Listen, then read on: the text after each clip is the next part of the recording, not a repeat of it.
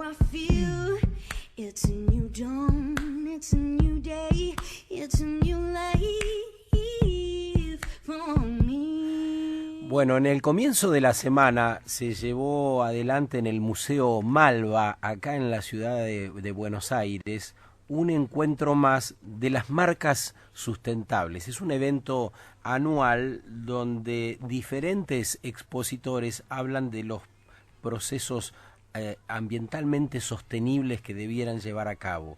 Una de las charlas más inspiradoras estuvo a cargo de Clemencia Silveira, que es neuropsicoeducadora y dirige el programa de inteligencia emocional en la Universidad de Itela. La charla de ella se llamó Entrenar los músculos del cambio. Y más allá del interés general que suscitó en quienes asistimos a ese espacio, es uno de los temas centrales que nos rodean en este tiempo. Necesitamos implementar modos disruptivos. Recién nos decía uno de nuestros entrevistados, en la Argentina comemos 53 kilos de carne al año. Eso es un despropósito por el ambiente, pero también por la salud de las personas. Debemos variar el hábito, comer menos, elegir mejor, que sea de mayor calidad. La carne y todos los alimentos, por citar algo que resulta cercano y cotidiano a cada uno de nosotros. Por supuesto, también la vestimenta, el modo de transportarnos, cómo nos relacionamos con nuestros hijos y con el semejante en general. El mundo vive en una era que se caracteriza justamente por el cambio. ¿Qué pasa en nuestras cabezas con el cambio? ¿Cómo estás, Clemencia? Muy buen día. Hola, buen día, ¿qué tal? Bien. Qué lindo estar hablando con vos porque también fue impactante conocerte. Vos decís que fue mi charla, pero la tuya me impactó muchísimo. Muchas gracias. Bueno, me parece que también es cierto que todos estamos hablando un poco de lo mismo, ¿no? Cómo afrontar estos tiempos de grandes desafíos y genuinamente creo que entrenar la mente, entrenar esos músculos del cambio, como vos decís, resulta fundamental. ¿Por dónde empezamos? Primero distinguir que la mente es un producto del cerebro, es como que es lo que producimos. Y lo producimos con lo que aprendemos. Hay una slide que yo siempre muestro cuando empiezo a hablar de estos temas, que es, todos en el cerebro tenemos a Bob el constructor. Y ese Bob el constructor, que yo hago la referencia a un dibujito animado, construye a partir de lo que aprende en el contexto. Y nosotros hemos tenido un contexto que nos ha enseñado cosas, las hemos aprendido, las hemos vuelto hábitos y ahora las repetimos. Y el cerebro es resistente al cambio porque justamente lo que hace es tratar de ser sustentable en ahorrar energía, y su principal función es sobrevivir. Entonces la mente lo que hace simplemente es decir, tenés razón, tenés que seguir por acá, tenés que hacer lo mismo una y otra vez, porque la primera función, como te decía, es ahorrar energía y volverse en piloto automático. Esto es lo que llamamos habitualmente las creencias de cada uno, ¿no? ¿Cómo creemos que es el mejor modo de hacerlo? Y con esta explicación más técnica que das vos, que eso además nos facilita el ahorro de energía. Exactamente, que las creencias, los valores, todo lo que empieza a estructurar tu mundo interno, que es el mundo interno es mucho más pequeño que el mundo externo.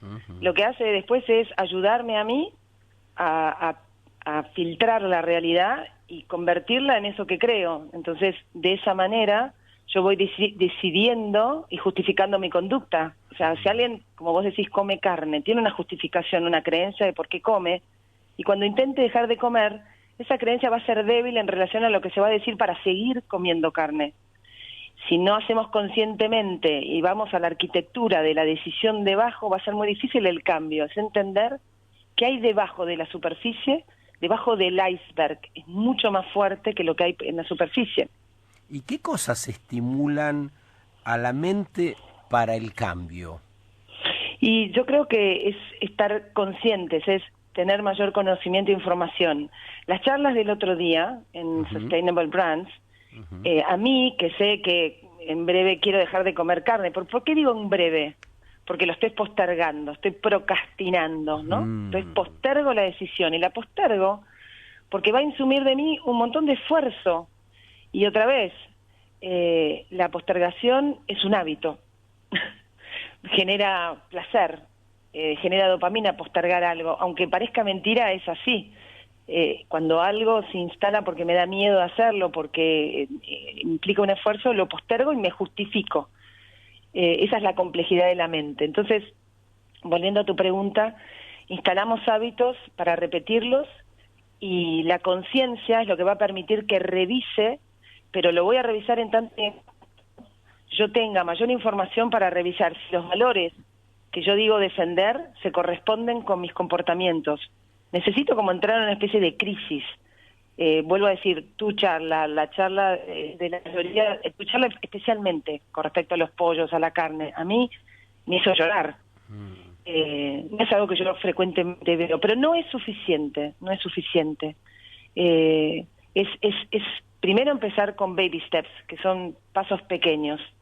Un paso pequeño me va a permitir a mí amigarme con la idea, no creer que tengo que hacerlo todo y hacerlo ya, sino es un pequeño cambio que puedo observar y hacerlo consciente.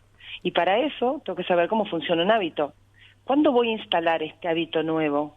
¿Cuál es la señal a la que voy a responder? ¿Cuál es la rutina o el comportamiento nuevo? ¿Y qué recompensa me voy a dar porque lo hago?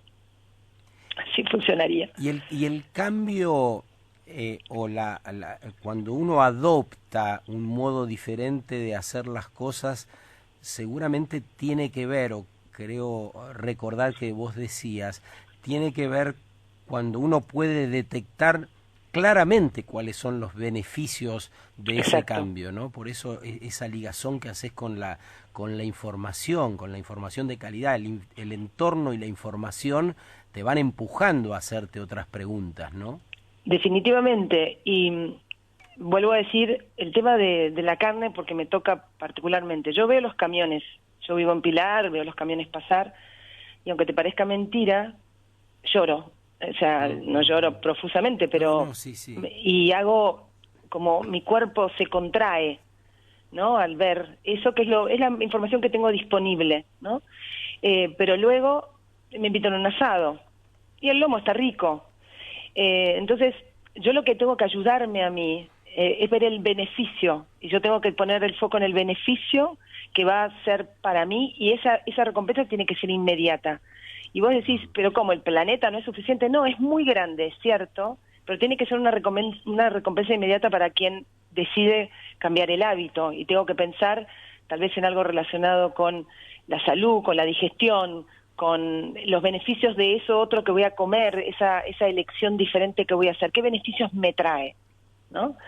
Con la carne tal vez es más difícil de ver, pero el ejemplo de las toallas en un hotel, por ejemplo, que te invitan siempre a que vos las reutilices. Sí. Viste que generalmente, como yo mostré también en la charla, lo que te dicen es, si usted reutiliza las toallas, y te hablan de litros de agua. Bueno, eso es un dato que emocionalmente a mí no me mueve. En cambio, si me decís que el 80% de las personas que estuvieron en mi misma habitación reutilizaron las toallas, como mi cerebro es un órgano social, la recompensa es ser parte de eso mayor, que es esas otras personas que eligen y que comparten valores como yo, que quieren cuidar. Entonces me ayudas a ese cambio, ¿no? Me facilitas la decisión. Ahí estoy mezclando un poco las cosas. No, pero me encanta el ejemplo, porque ser parte de ese cambio te anima a hacer el cambio, ¿no? Totalmente. Y no sentirte solo, porque nosotros en general, y sobre todo, no sé si quiero llegar a generalizar, pero en Argentina hay un tema con esto de soy vivo, soy tonto, soy el único. Y en realidad cuando vos ves las manifestaciones de otras personas y querés formar parte porque te alineás con los valores, es un incentivo mucho mayor de la especie.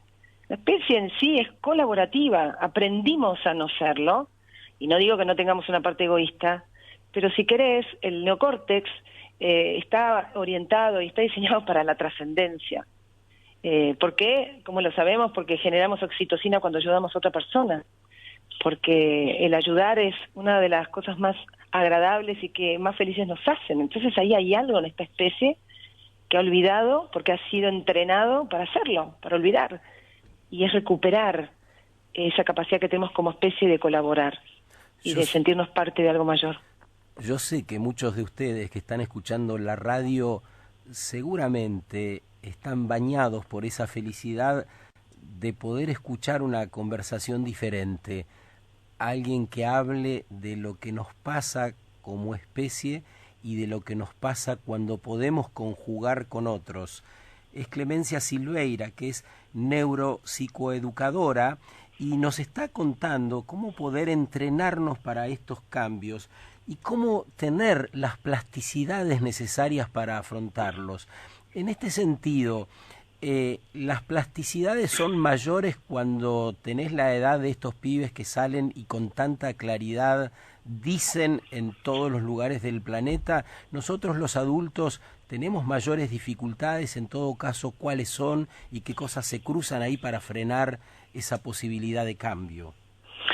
Bueno, la neuroplasticidad claramente es algo también que compartimos independientemente de la edad todos. Lo que ocurre es que una persona mayor lo que tiene es un recorrido que recorrió más veces, entonces sus caminos neuronales son más anchos, si querés son autopistas mucho más anchas.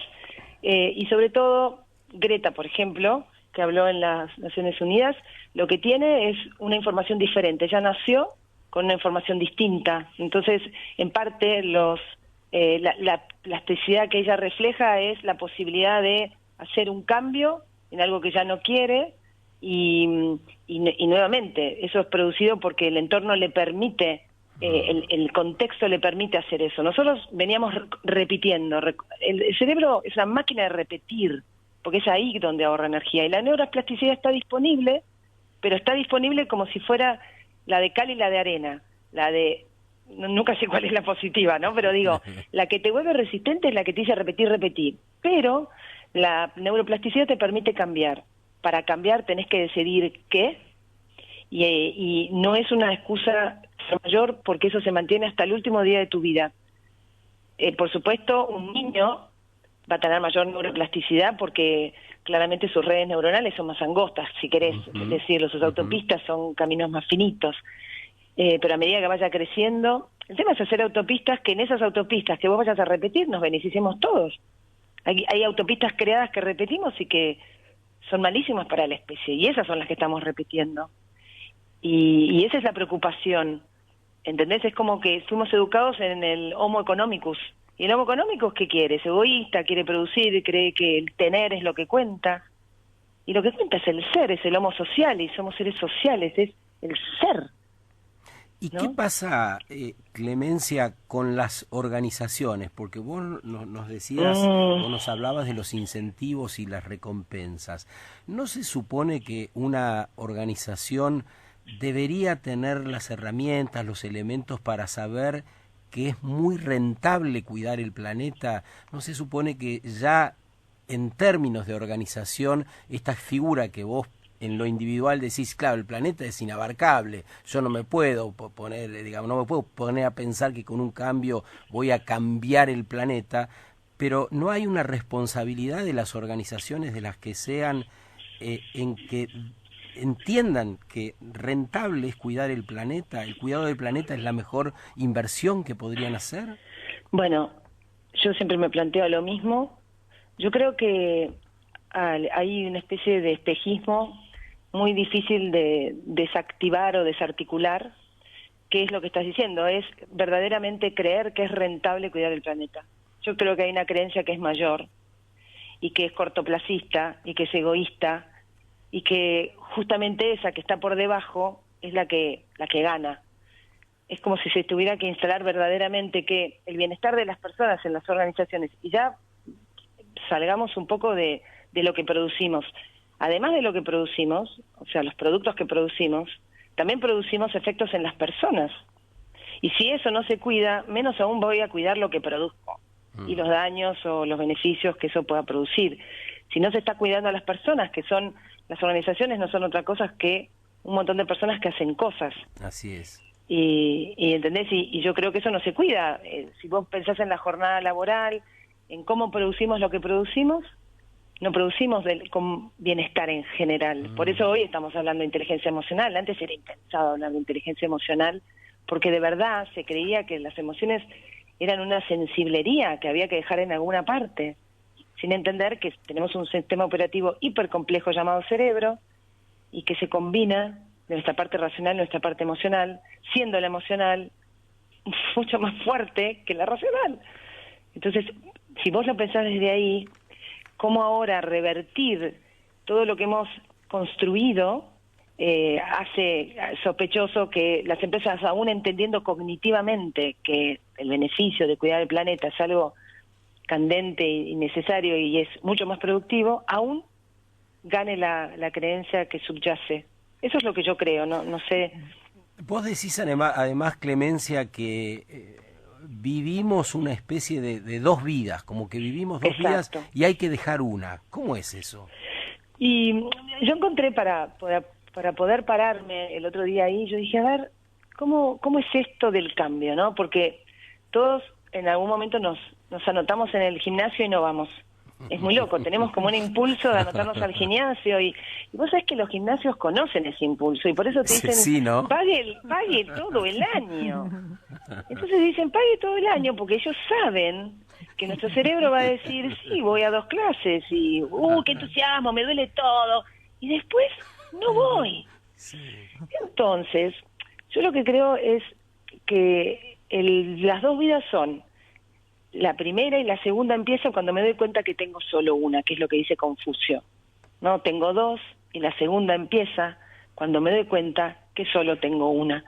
Y aún así, Stanislav Bachrach cuenta, y supongo que otros cardiólogos deben también contarlo en sus libros, en sus charlas, que las personas que se someten a un bypass coronario, si 10 se someten, solo una cambia los hábitos para vivir, para tener un corazón saludable. Vos decís, pero entonces, ya si la vida no es suficiente incentivo, ¿qué lo es?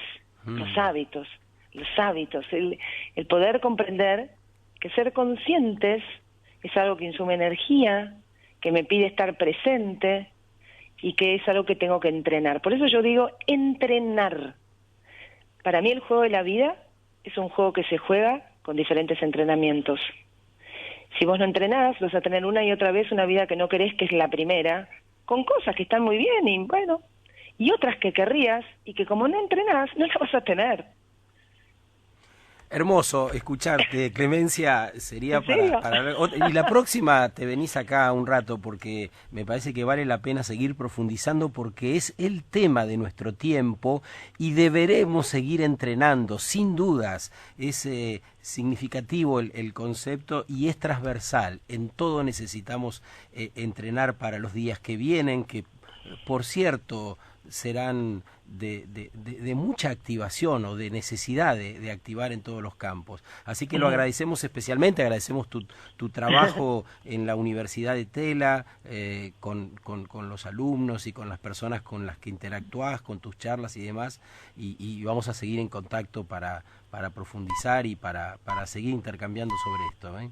Bueno, muchísimas gracias. Un honor para mí. Bueno, muchas gracias. Qué lindo. Escuchaste a Clemencia Silveira. Vas a poder recrear este diálogo en la semana porque va a podcast directo. Vamos a armar un podcast con lo de Clemencia para que lo puedas escuchar y replicar todas las veces que creas necesario. Es neuropsicoeducadora y propicia el entrenamiento de los músculos del cambio.